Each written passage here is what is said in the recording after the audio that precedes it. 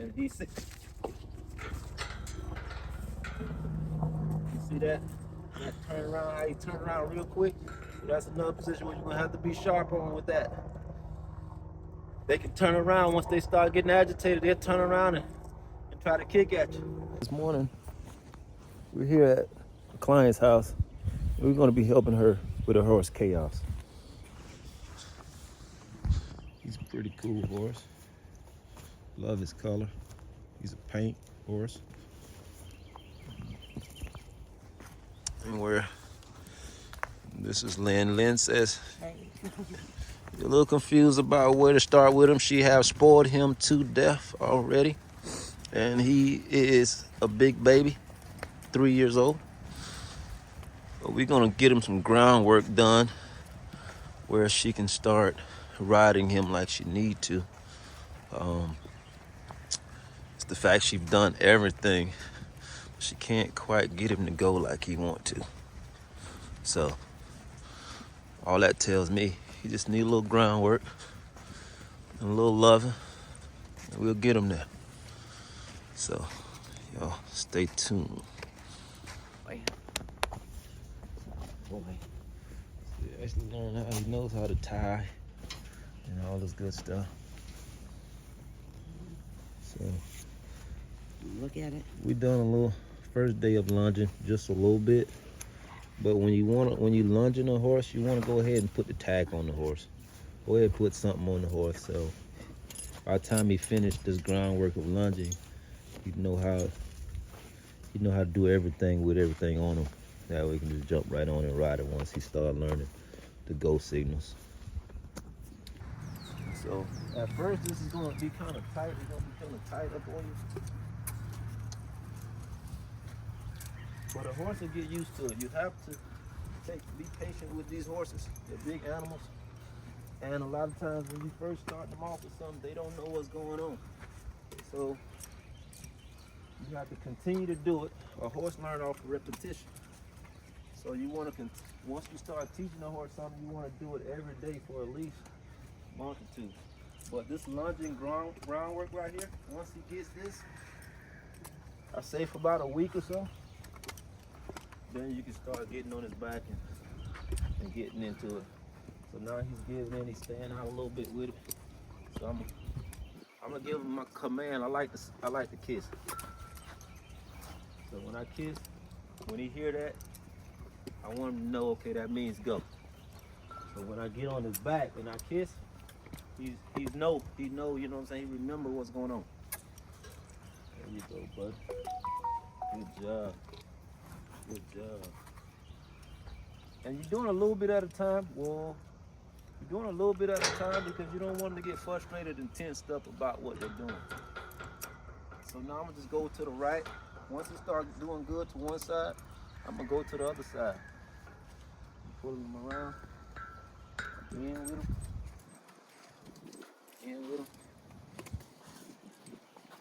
This horse Chaos here is pretty good. He's had a lot of groundwork. He's been spoiled, so he's not fighting back as much. But if you got a horse that haven't had a lot of hands on and you go to try to do this, he can tend to bring that back around and try to kick it. So you want to be up on him and stay sharp with these horses.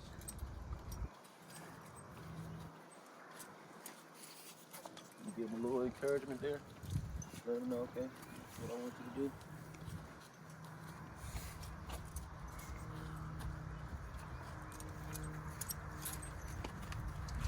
And then if they're gonna try to turn the head to you, you just kind of keep the head off you like that with the whip like this right here. As long as he's doing his job, he's good. Like I said, it's a little bit out of the time.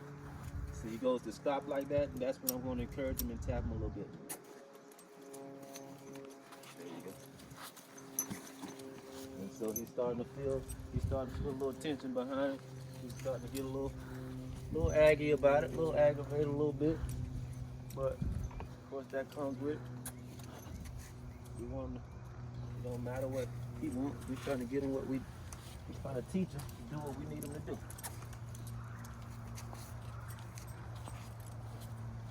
Ooh. Good job, bud. Good job. job, buddy. Let him know he's doing good. Pet him. If you like to do treats, a lot of people like to do treats. You don't necessarily have to do that. So pet him, let him know he's doing good. Good job, buddy. Let him know we're not trying to hurt him, we're just trying to teach him. Alright, and he's back to the side. Getting him real tight. And we're keeping him off of it. Now we're in a tight spot here. I like to work in a tight spot first. Nice little square round arena. Okay, well I'm up on them, and I can actually operate like I need to. Sometimes if you're in the round pen is too big, it's too much. And the horse can kind of run off. You're fighting a little bit too much. You're in a tight area right here, you can't do but so much. And he's gonna listen a little better.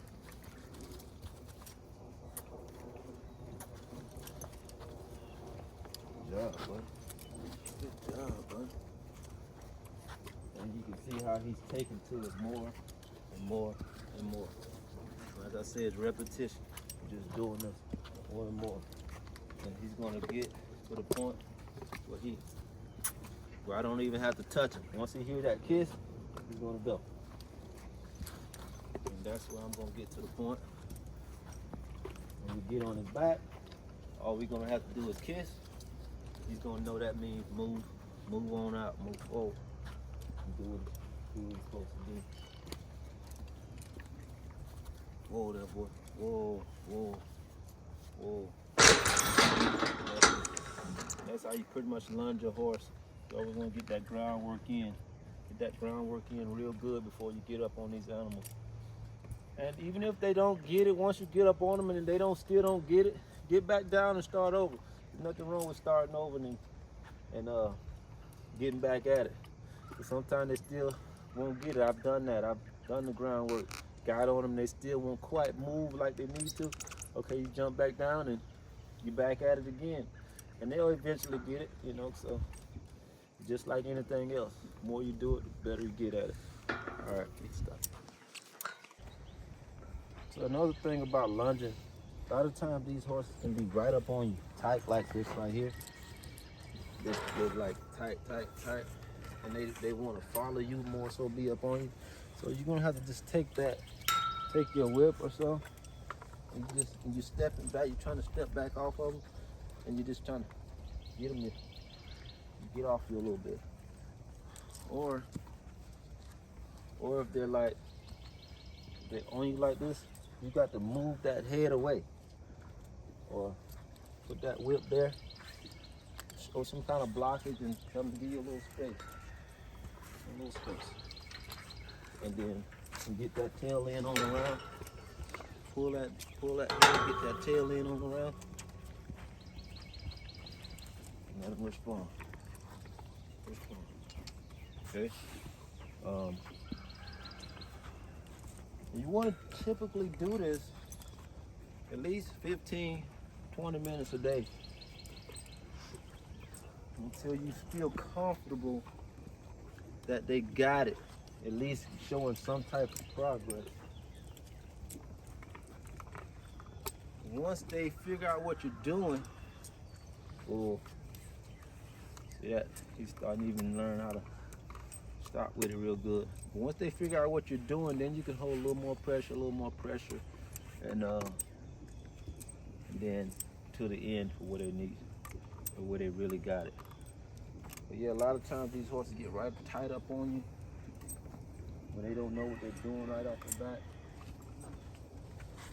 And you just want to be at these 3 points right here. You want your knee rope here, whip here, and you like this. Keep the neck pulled to you, keep that tail in on the round.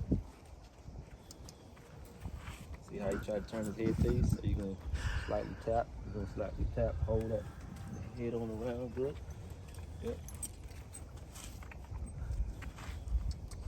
But once you get them going, they'll get up off you naturally.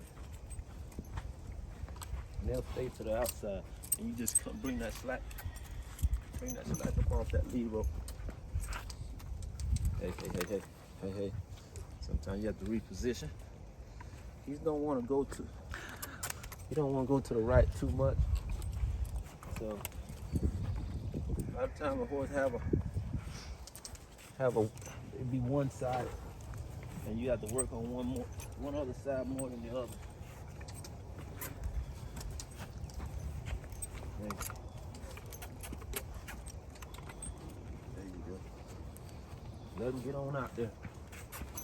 Okay. And see how we can hold the pressure. Now he's trying to fight just a tad bit, but that's cool. We let him know we're still there with him. We're still here with him. Get up in there, trying to be a little tight.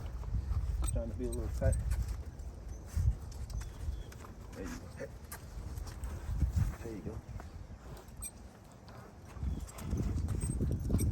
This is the pressure we're gonna run into. Still keeping it simple, and once he starts doing, he's supposed to. So it's a process. It's definitely a process. He's still a little tight with me, but all this is gonna get better.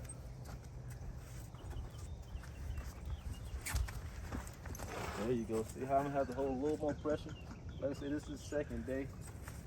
I don't want to do too much with it. So I'm gonna stop here on the right. He's doing a little better with it. And I'm gonna go back to the side where he's doing good at. When I go back to the side where he's doing really good at, I go back to this side. Okay, I can work the side where he's doing good at, and I don't have to touch him that much. And I just let him do what he's supposed to do on this side, and he'll eventually get on the other side. He's like, okay, I'm doing right on this side. That's what he wants me to do. He's not touching me. I don't have to get tapped and whipped on a little bit. So once I go back around to the right side, I can do the same thing and I'll be good. And see how he's gonna gradually pick up on his own.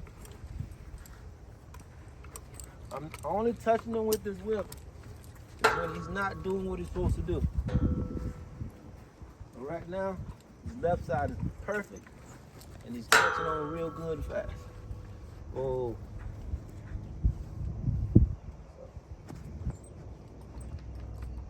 Good job, man. Once you do perfect, go back to that good side, then you immediately come back around to the other side that you're struggling on. And this is typical. They're gonna tend to struggle on one side. But boom, see? Wow, so much better. Boom. I'm pulling his head to me. Just get a little agitated.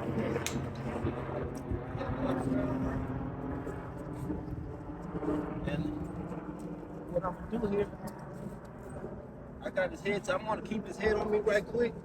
And see, I'm gonna tap on him now. I'm gonna tap on him now where I'm in front of him. So he can't turn and kick me. So I'm keeping him right here.